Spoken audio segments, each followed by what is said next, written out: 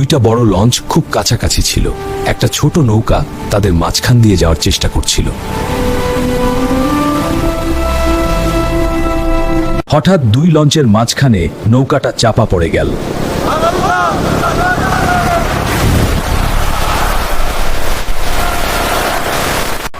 নৌকাটা ভেঙে যাত্রীরা নদীতে পড়ে গেল। সবাই চিৎকার করছিল।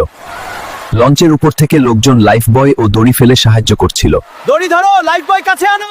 একজন মা তার ছোট ছেলেকে জড়িয়ে ধরে সাঁতার কাটার চেষ্টা করছিলেন। আমার চাচা।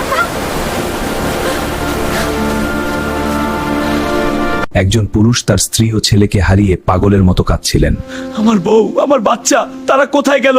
আমি কি নিয়ে বাঁচবো? লঞ্চের উপর সবার চোখে পানি, অনেকের আহাজারি কলিজায় লাগার মতো। আমাদের রক্ষা করো।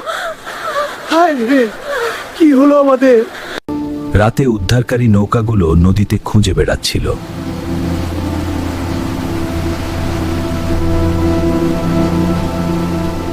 যে বাচ্চাটা বেঁচে গিয়েছিল সে তার মায়ের জন্য অবিরাম কাঁদছিল। মা, মা, তুমি কোথায়? আমাকে একা ফেলে চলে গেলে কেন? সবাই আল্লাহর কাছে দোয়া করছিল, হে আল্লাহ, যারা হারিয়ে গেছে তাদেরকে জান্নাত দাও, তাদের পরিবারকে ধৈর্য দাও। যে বাবা তার পরিবার হারিয়েছেন তিনি একদম ভেঙে পড়েছিলেন। আমি কি নিয়ে বাড়ি ফিরবো?